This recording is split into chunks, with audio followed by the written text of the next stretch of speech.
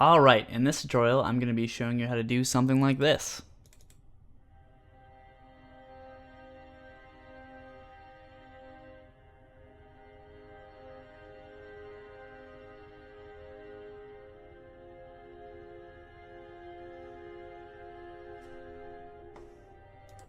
And that is tracking some green screen footage, tracking the camera with After Effects CS6, the new camera tracker that's built in, as well as how to build some sets using only Element 3D. So this beautiful thing and this nice little, animal print cube that she loves to sit on. So yeah, let's get into it. Now, I didn't shoot the green screen footage. I got it off this website called HollywoodCameraWork.us. They have a bunch of different green screen plates and stuff that you can use. This specific one is the walking sitting right here. So if you just click on the walking sitting right here, then it'll download it for you. So once you download the footage, you're going to bring it in, and you'll see it's an image sequence. So it's just a bunch of the frames in separate images. I think they are PNGs, yeah. So all you have to do to import this into After Effects is select the first one, or actually I think any of them really will do it. Just double click and it will bring in all the footage in one clip. And we're going to drag that down to the new comp button right here. And the aspect ratio is a little squished. So right click in your timeline and go to composition settings, and we're going to change the width, uncheck the aspect ratio lock, and we're going to change the width to 1920. It's going to be 1920 by 1080, and lock it back just cause. And square pixels is okay. Let's go ahead and change this to 29.97 frames per second, and everything else should be good. Name this footage, raw footage.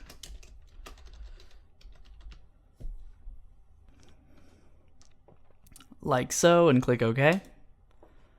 Now click on the layer and press S to bring up the scaling options and uncheck the link button here.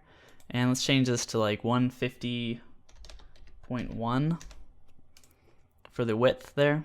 This first one's width, the second one is height. So I'll stretch it back out. And that's the prep that we have to do for the footage there.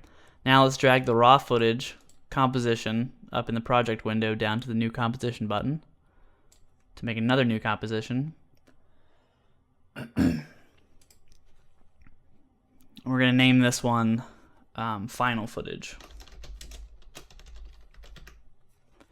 Like that. Now we're going to be tracking this, but the lady is moving in the foreground, and that could mess up the tracking data. With the built-in After Effects plugin, you can't mask out certain objects to be discounted from the track, like you can with Camera Tracker.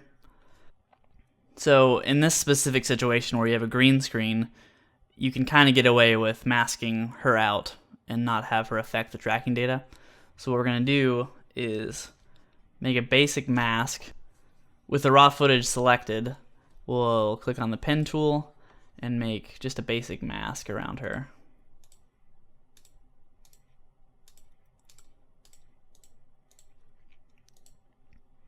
Like that. And now press M to bring up the mask options, and we'll go ahead and set this to none for right now, and set a keyframe for the mask path, and go down a little bit. Press V to bring up the controls to move the mask and stuff like that. So we'll just kind of follow her a little bit, adjusting things as we go.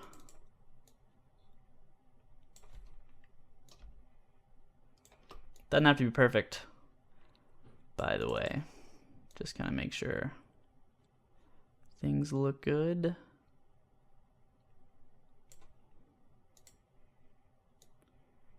This out a little bit here.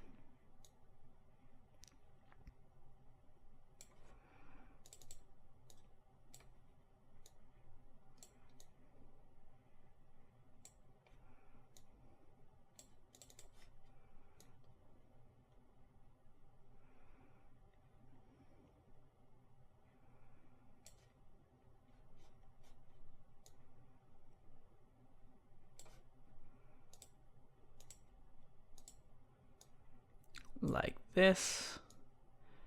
Sorry, I just spaced out there for a second. Alright, that, and then let's go to the end here, and we will adjust these more, like so. So just rough mask like that. Keeps everything in. Alright, that looks good. So what we're going to do now is take the mask and do add, so that it's going to cut out just this rough mask that we did, and we're going to go to the effects and presets, and we're going to go down to keying, which is right here, and key light, and we're going to throw this on the raw footage there. We're going to use the color picker to select the green here, like that. So it's going to take out all this stuff and pump it up a bit, like this. So now we have this basic mask and keying out, so she's by herself there. And what we're going to do now is click on the raw footage layer to have that selected, and go up to layer and auto trace. Actually, wait, first go back and click this button to make it so the mask is invisible, because that'll help in a second. Now go up to layer and select auto trace, and you're going to see it's going to select her like this. Make sure that work area is selected there, so it's going to do the entire work area, analyze it. And the settings that I have here are pretty good. We just kind of need to do like a rough trace of her. So we're going to press OK, and you're just going to see your mouse, maybe not on my recording, but the mouse is kind of like freaking out, going back and forth between loading and the pointer. There isn't really any visible thing showing you that it's doing anything, like it's not going through the frames and showing you it tracing it. But if you have your info panel up, you can see the raw, or the frames that it is doing right now. So it's going to finish the trace, and you'll see that we have this nice mask of the girl. She's all white now, that's it, just white. Okay, so now that we have the auto trace, you can see that it's just this white mask. And what we're going to do is select the footage layer, and we are going to delete key light, and we're going to delete the mask as well. So we've just got this. Girl's covered in white. Now select the auto trace layer that was generated by the auto trace, and right click in the effects and controls, and we're going to go down to matte and select simple choker. And what this does is takes your mask and chokes it, so it'll make it smaller if you go into the positive numbers, but we're going to go into the negative numbers to actually expand it quite a bit. So it makes this like bubble around her. Go ahead and put that all the way up to -100 right there. So now you'll see we have this nice thing right there. Looks lovely. Let's actually, you can only take this to a -100, but if we duplicate the layer, it's going to make it bigger. So it's going to be -200 technically. So we're going to have it like that. That looks good. Now what we're going to do is select the raw footage and do the track matte. And again, if you don't have the track matte visible in modes, you can right click on the column up here. I think you can also press F4. Yeah. On the track matte, we're going to do inverted alpha matte, or alpha invert matte. So it's going to take her out there. And then we're going to create a new solid and select the green here like that, and take this to the bottom like so.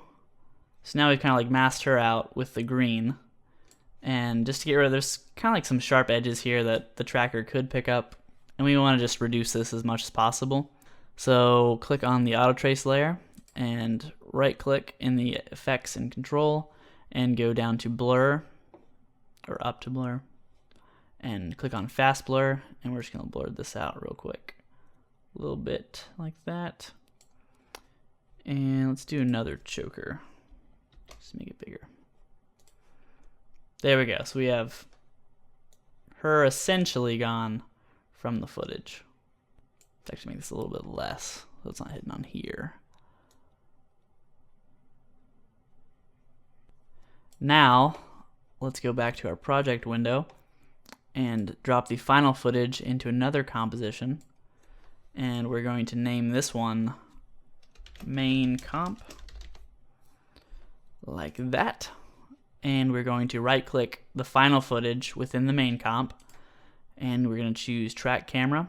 And again, this is only if you have CS6. So that's going to analyze, and you'll see this up here changes from the time to the frames that it's doing. So it gives you some sort of progress on what exactly it's analyzing and how long it's going to take.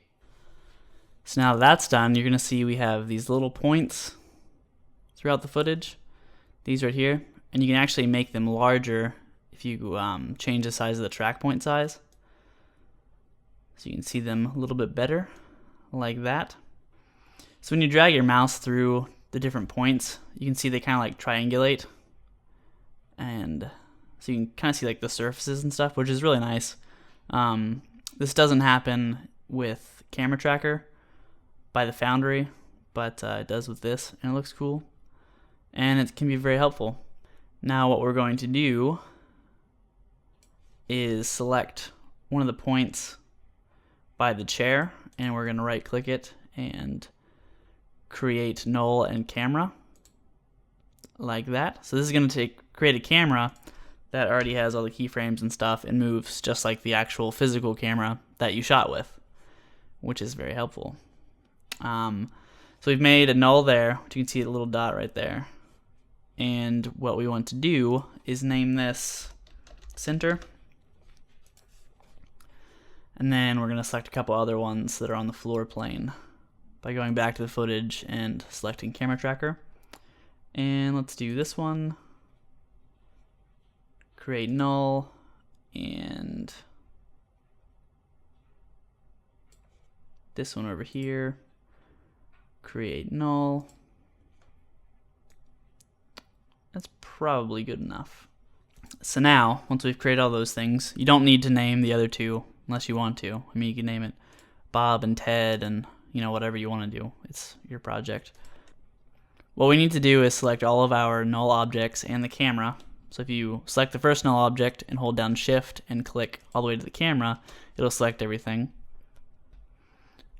With all of these nulls selected, go to the top view, like this. And you can see that our camera's right here, and our nulls and stuff are spread out throughout here. So it's making our composition really, really large, and that is no bueno. In order to get this so it's not so large, and you'll see if you zoom back in here to the composition and you press the apostrophe key to bring up the tile safe, this little plus mark here is the center of the composition. So top view, that's the center, and you can see we're way off center. It's craziness. So what we need to do is create another new null object just in the composition and make it 3D and select all of the null objects except for this new one that we've made and the camera, and parent them with the pick whip to this new null object. And if you click on the scale, or click S on the new null object to bring up the scale, and if you bring this down, you'll see that everything is shrinking proportionally to each other, which is good. So we're going to shrink this down a lot, like about this much. Alright, and now if we move this null object, we can kind of move our whole scene around without affecting where the things are placed on the footage. It's all proportionate to each other. Click on the center null just so you can see where it is out of the three, and click on the new null and just try to get that center mark right in the center of the composition here. Just roughly, that's good. Now, what we also need to do is go to our front view, like this, and click on the center one again, just so we make sure we know which one it is. It's this one. Click on the new null object and bring that center point up to the center. And if you press Control R, it's going to bring up the rulers, and you can actually drag a line down. So we'll kind of get that roughly aligned with the center here. Now you can see our floor plane, which is these other null objects that we've done, aren't exactly level. And so what we need to do there is rotate, play with the rotation on this new null object by clicking R, and we can do X rotation. So you see the further down we go, the more lined up they kind of get. So just keep messing with that to get lined up, roughly, probably about that. And take the null object up again, like that. And now we need to mess with the Z, like this, roughly.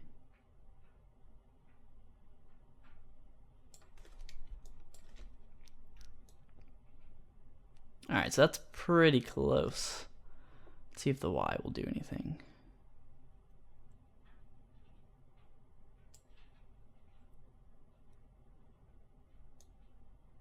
Just keep messing with stuff till you get it just right.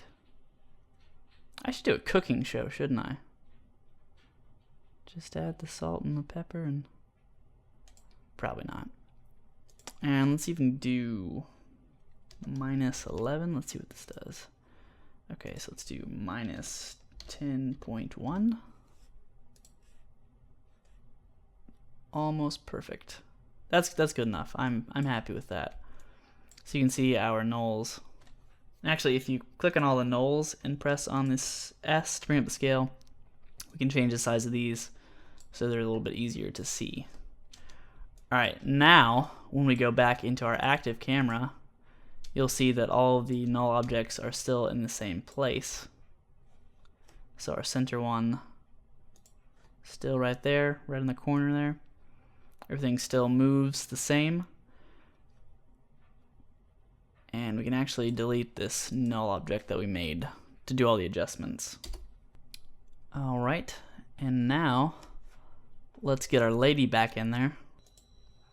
Let's go into our final footage and select the raw footage layer and switch the alpha matte inverted to just normal alpha matte, so we just see the lady there.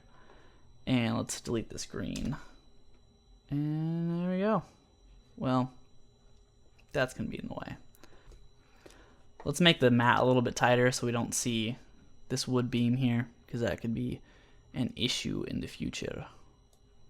Let's take the feathering down a little bit right there. So let's delete these two chokers to bring it down a little bit more, and take the blur out. You can go ahead and just delete the blur completely. Fast blur. So now, when we go back into our main composition, see the girl's there, and all the tracking data is still there. Create a new solid, and color is kind of irrelevant, but let's do this nice pretty blue. That's such a pretty blue color. I like that color, pretty blue. And we're gonna name it element. And click OK. Now we're going to apply element 3D onto this layer. Let's create a new solid here again. Color again, kind of irrelevant. Let's make it just slightly different. And we're gonna name this circle. If I could spell, that was awful. Circle. Click OK, and we're going to put a circular mask on this. To select the circular mask, hold down Alt and keep clicking the mask button. It'll show you all these different shapes. Delete the circle one, and if you start making your circle and hold down Control and Shift, it'll expand it and contract it by the center point of the shape. So make a circle, size doesn't matter too much, and we're going to make this invisible and go to Element and go to Custom Layers, Custom Text and Masks, and for the first path choose Circle. We're going to go into the scene setup and we're going to click Extrude, and so there we have this nice little disc or wafer, some sort of cookie, possibly, maybe, I don't know, whatever you want to call it. And we're going to go into the bevel and take this down a bit like this. And we're also going to show the grid so you can see where the center axis is and kind of what the shape's position is like. Click back on the main level of the object, and let's change the path resolution to ultra, and transform, we need to change the X to 90 like that, so it's laying flat on the grid. And so this is X, Y, and Z. You can look down here and see that. And so yeah, there we have the little thing there. Let's go ahead and choose a nice texture. If you go to the Pro Shaders and Concrete and, I don't know, just throw one of these on there. How's that look? That looks pretty concrete-y. And click OK. And let's put our final footage above the element layer. You see, we just put in this 3D object, and since we kind of like calibrated our scene with the way things were tracked and stuff like that, its default position is going to be kind of where we want it, which is good. So now we can scale this up a bit by clicking on the element layer and clicking on group 1 particle look, and we can scale it up a bit like this.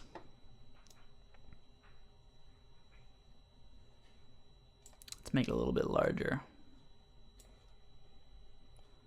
like so, and let's switch over to our front view.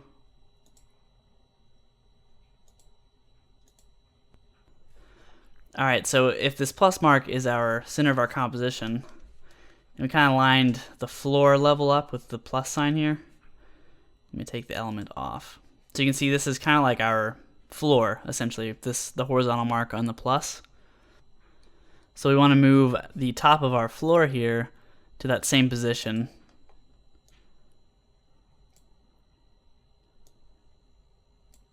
Like, that's good, like right there. Let's go back to our main camera. And so you want things to be lined up as closely as possible, because when she's walking and things aren't aligned, the floor will slightly move underneath her, and it just isn't going to make sense in your mind when you're watching it. Even if you don't directly notice it, it's just kind of like a subconscious thing that really will affect the realism of your shot. And I mean, mine looks so terribly real. I mean, look at those trees. Those are real looking trees. It's amazing. Alright. Pizza just came to my house, like a pizza guy. So that's more important right now to me than this. So I'm gonna go eat pizza real quick, and then I'll be back to show you how to make this look somewhat realistic, like mine didn't look at all, and to color correct her and stuff like that with keying and all that jazz. So you enjoy your pizza, and I will enjoy my pizza. That was some good pizza. Okay. Let's get into keying her out and color correcting her and building the set more. Alright, so in messing around with this footage, I have found that the markers on the green screen that are also green, they're a different green so you can see them for the tracking, but they're also not keying out properly. So we're going to want to try to get them as close to the same green as possible. So let's go back into our final footage comp, and if we zoom in, you might be able to see it on this, I'm not sure, on my screen recording, but there's a triangle here that is kind of like a more yellow green than this green. So what we want to do to combat that is click on the raw footage layer and go to our effects controls and right click and go to color correction and change to color, or change color, sorry, not change to color. Change color, and let's select it right here. And we're going to try, it's kind of difficult to see, you can mess around with it, but we're going to change it a little bit.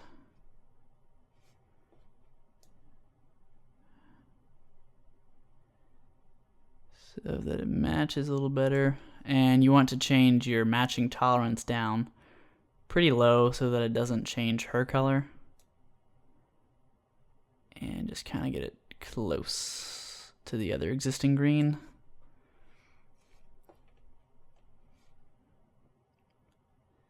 Change the lightness a little bit too, maybe.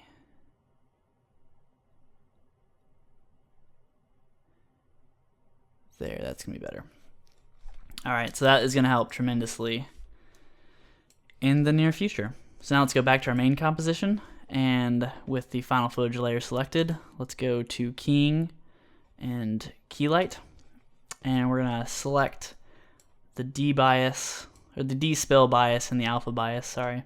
And so what this does is you can see her white coat kind of has some green, the light is reflecting off the green background and onto her white jacket, which is making her jacket a little bit green. So we want to select that color and just keep the lock bias together. So these will be the same color. So essentially what this is going to do is going to take this color, use the color picker and select some of the whitish green on her jacket. It's going to exclude or discount some of this color from being taken out of the key. Now let's do screen color, select that, and select one of the greenish colors in the background here. And I don't do too much green screen stuff, so I don't really know that much about it, but from what I found is leaving the screen gain and balance where they are kind of helps out a lot, and if we go into the screen matte and change some of these settings, it works out a lot better.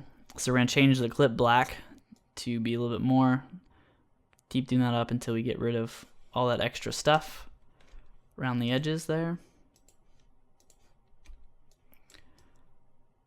And we're starting to lose some of her leg. Where it gets dark, it kind of like starts to become transparent. So if we take the clip white down, it's going to bring more of that detail back in. All right. And let's go to where she's sitting down on the chair.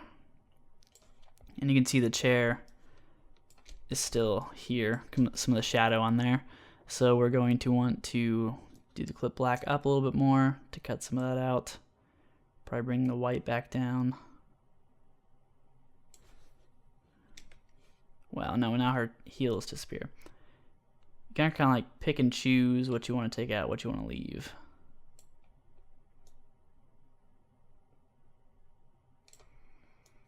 So just adjust these a little bit. It's probably fine. We could always mask this out later. We don't want to lose too much of our subject with keying her out more. Yeah, let's go ahead and add the heels back in because they are a bit important.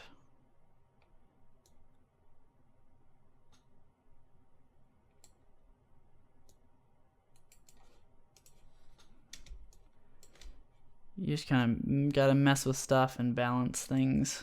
Alright, so that's okay. Now we want to shrink/grow the mask, -1 maybe.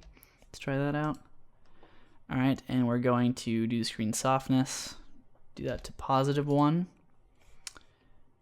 That looks fine-ish. It's okay, maybe take this -0.5 for the shrink/grow.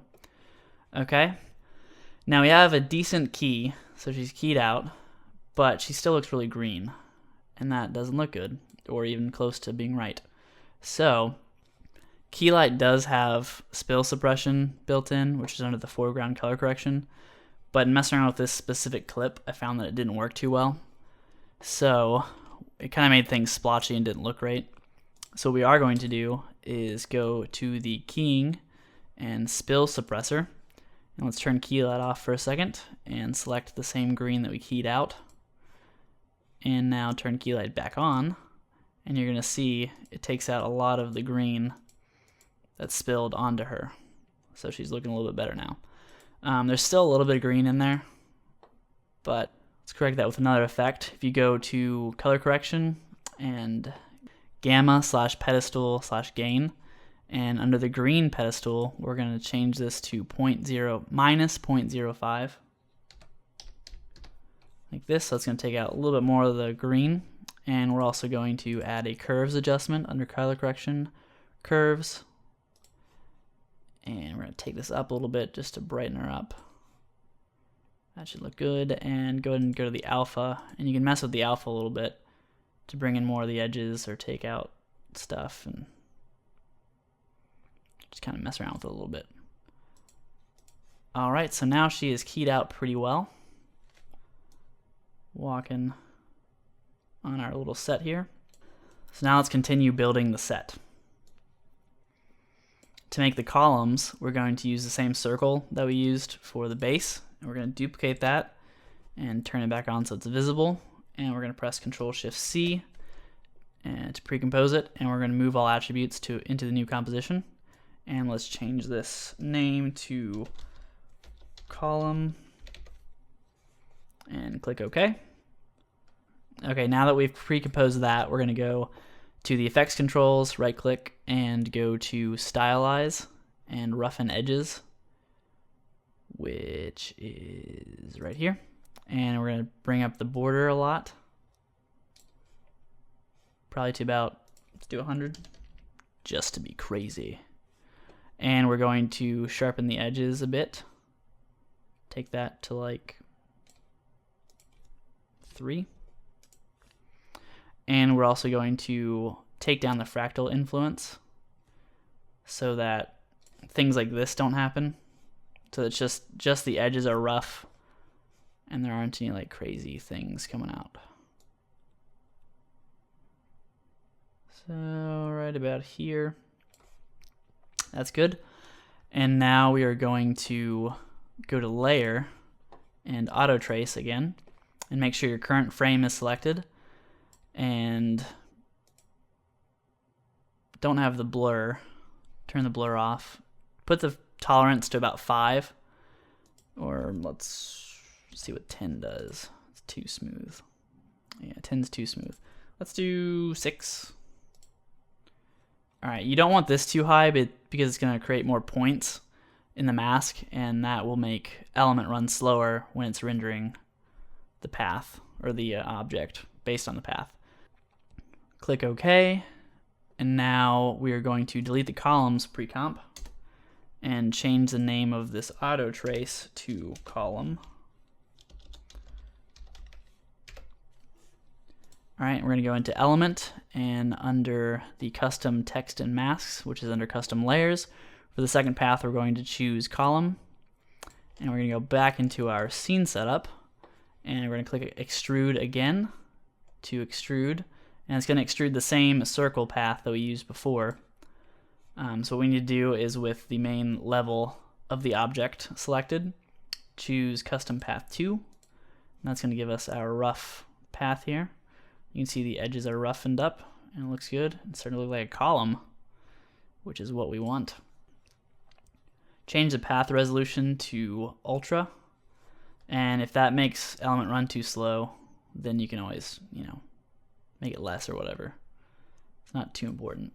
But now we're going to go to the bevel and turn the extrude like way up. Like, let's do 50 just to be crazy. That is really crazy. Okay, and now we're going to click on show grid. So you can see that it's laying down. It's more like a log than a column. So that's not good.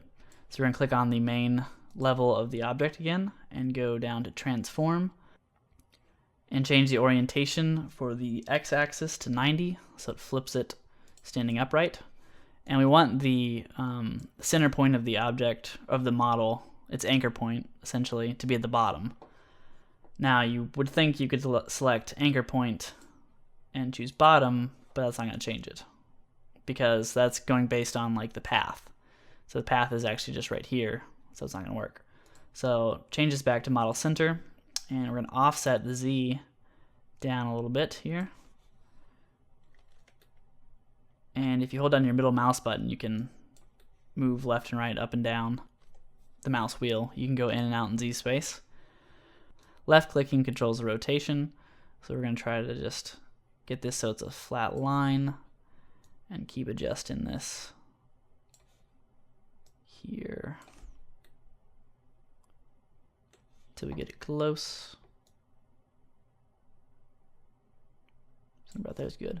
All right, and we're gonna throw on the same concrete texture onto this. And let's change this model to be in group 2. So hold down Alt and press 2, so it'll take it out of the group 1 also. Click OK. If you don't have the latest version of Element 1.6, you should definitely get it because it adds a lot of features which we're going to be using in this, so it's very important. The feature right now that we're going to use is the create group null. So if we go to group 2 and go down to group null create, it's going to create this new null object. Let's change this to column control, like that. And so this is going to let us control our column. One flaw, I think, in Element is that it doesn't show you your X, Y, and Z like references, unless there's a way to show it that I just don't know. Let's see. No. So when I was twisting things around, I got it mixed up. So this is actually the top of the model that I've done it to. So to correct that, we'll just take away this negative sign. And there, now it's on the bottom. And we'll click OK to go back in here. We're going to parent the column null object to the center null object that we created when we were doing the tracking. And once we've parented it to that, we're going to press P on the column layer and zero out all of these values, the X, Y, and Z values. And so that's going to put it right in the center of the composition, right in the floor. Now go back into Element. In group 2, go to Particle Replicator, and let's change this to like 5 columns. So it's going to show us 5 columns once we change the Particle Replicator shape to ring. So now we have our 5 columns there, and we can change the scale shape so that it makes them go further apart from each other, like this. And now you'll see when we go through, they move with the camera and everything like that. Now, in our column control, if you press R to bring up the rotation, and if we rotate in the Y-axis, we can spin the columns around. So let's have this column right here so you can still see her, but then it's going to pass close to the camera, and then she'll still be visible. So that's how we're going to have that. Now, let's also create something for her to sit on. Let's go back into Element and Scene Setup, and let's go into our primitives and choose Box. And let's grab a fabric. Let's do this one. Yeah, it's gonna be a line box this time. Nice. She's got some style, some serious style.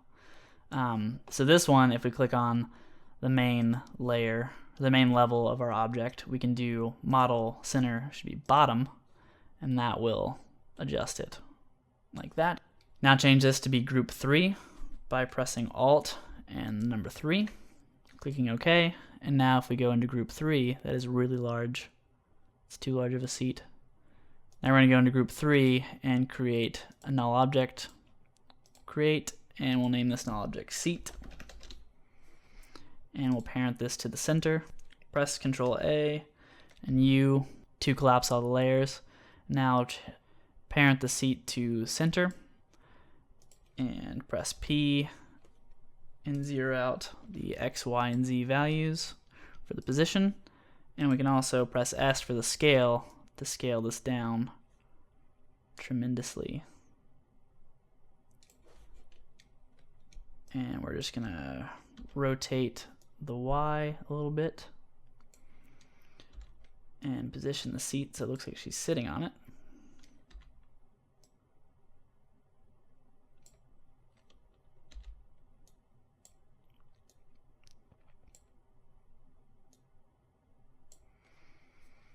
Let's see how that looks.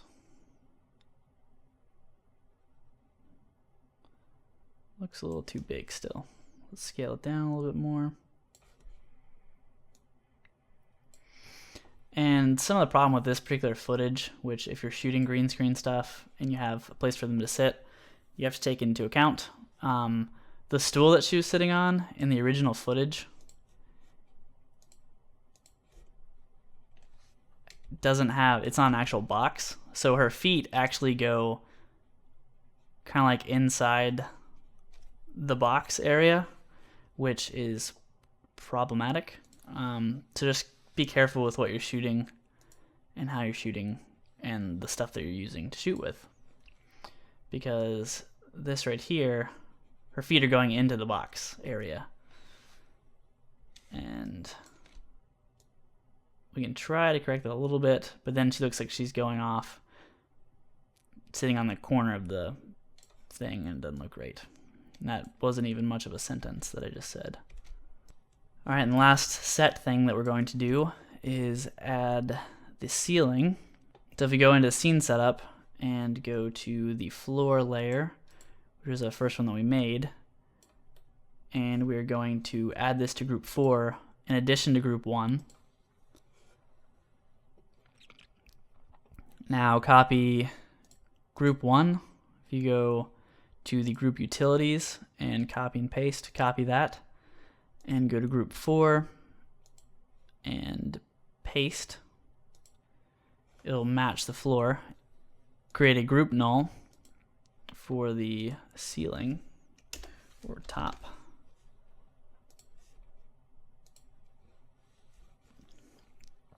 Let's go back to the beginning when she's standing up right here.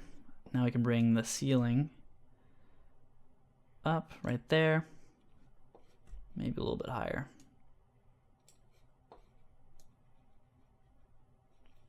Still seems a little bit too low. There we go. We'll do it right there. So now once you have element set up completely, what you want to do is duplicate it. And we're going to rename this to element mask. Like that. And we're going to put this layer above the final footage. And we're going to go down to the output and change it from composite to world position. And this is in version 1.6, which is important that you have. And so this is going to create a mask for us essentially. And once you show world position, then it's going to bring up these options, and we can mess with the Z. So you can change your mask to have different parts that it uses. So let's set it like right here. So this first column is going to be blocking her. Now when we click on our final footage, we can change the track matte to Luma inverted, and she will go behind the column when she walks behind it. Like that. So that looks good. All right, and now let's add some depth of field. With our camera, if you select the camera, press A twice, and turn the depth of field on. So since the camera is actually moving, we want to keep her in focus because she's staying in focus in the actual footage. And she's not in 3D space, which is important to note. She's not in actual 3D space. Well, I mean, she is in actual 3D space, but not in the composition's 3D space. So this will be blurred out and she won't be, and it'll look weird. So what we can do to fix that is we can create a new null object, and we'll name this focus, or follow focus. Yeah, let's do that. Follow focus, and press P to reveal its position. Also make sure it's a 3D object by clicking this 3D object thing, pressing P, and we're going to also, with the camera with these settings shown, press Shift and P also, which is going to bring up the position. And for the focus distance, we're going to press Alt and click on the stopwatch to bring up an expression. And we're going to type in length, open parentheses, close parentheses, and then go back into the parentheses and pick whip. Oh crap. Make sure you can see your follow focus layer. Let's hide this one. All right, and in the parentheses, you're going to pick whip to position, and then a comma, and you're going to pick whip to the camera position also. Now, the focus is going to be wherever this null object is. And since the null object is in the center of the composition, it's going to always be staying there unless you keyframed it or whatever. The camera's focus is going to constantly be shifting so that this box in this area is in constant focus. So if we take our aperture, set it to like 100 to really blur things out. And an important thing to note when compositing this stuff is her foot is in focus, but the focus is going out on the floor here. So what we need to do for that is maybe take the aperture down a little bit to like 80. See if that opens it up more. Maybe 50. Maybe 30. Okay, so that's in more focus, but we still want things like this to be blurred out. So let's take the blur level up to like 200 maybe. Crushes it a little bit more. 300.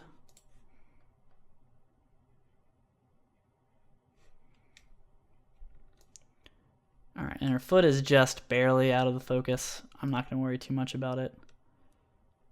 But if you want to, by all means, go ahead. So that gives us some depth of field. And you'll see that this front pillar, once my adaptive resolution catches up, is going to be out of focus. And so it'll be a nice creative shot with the column going past. Okay, now for the background, or like the forest. So you go to cgtextures.com. You want to go to landscapes and then various, and you really want a landscape that you can see the ground. It's pretty important. Let's do, how's this one look? This one will work right here. Let's download this and bring it into After Effects. Like this. Then put it in your scene behind all of the other layers, and go to your widest shot, your widest part of the shot, and we're going to parent this to the center again, right here, and press P. Make this 3D layer also, sorry. Press P and zero out all of these settings. And we're going to take this up a little bit and change the Z so you push it back really far. So there's some parallaxing happening.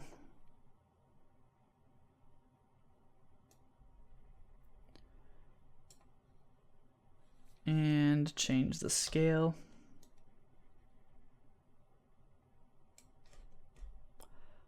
Up a little bit. You could even apply this to like a cylindrical shape if you wanted to. But we're just going to do this.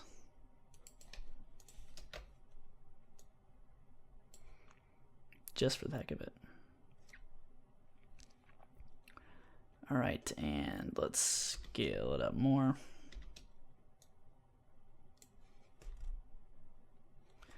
And just kind of check the parallaxing. This looks amazing, by the way. I'm really kidding, it doesn't look that good. Okay, so we got the background in there. You can mess with that more to make it look more realistic. But you also want to change the curves. So let's, with that layer selected, do new curves adjustment. Like this, and make it a little bit brighter. Like that.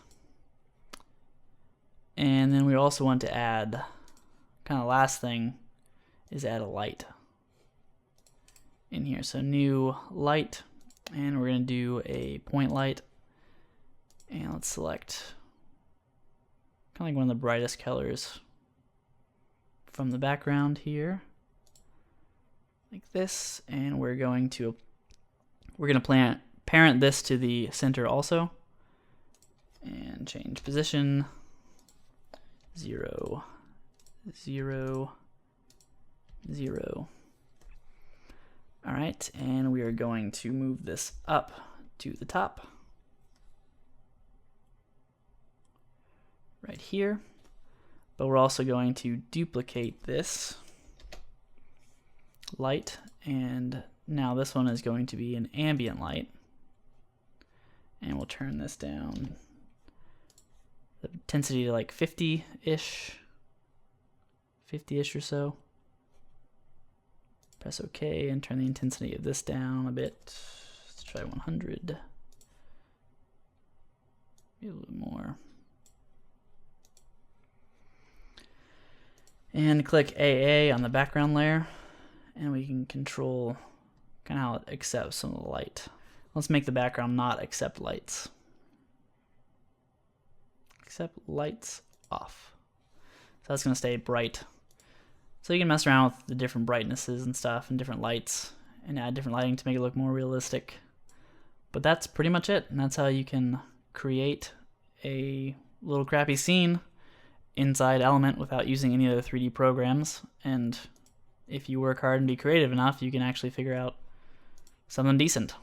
I mean, this isn't amazing, but I didn't have to use any 3D programs, so I'm gonna say it's a win. And there's this cool, tiger seat, so everybody wins. I mean, especially her, because that is an awesome tiger seat. And that's pretty much gonna wrap up the tutorial. If you enjoyed it or hated it, you can feel free to subscribe to my videos, and I'll be doing more tutorials. And if you have any suggestions for a tutorial, then hit me up with a comment or a message or whatever, and like me on Twitter, or like this post, like this video on YouTube, because they have that liking thing. And you can dislike if you want, but I would prefer if you didn't. Again, that's up to you. And follow me on Twitter, and I guess you could friend me on Facebook, but that might be kind of weird. I don't know, we'll see how it goes. You decide what you want to do, and definitely check out some of my other stuff. Gracias. Okay, I'm gonna go now.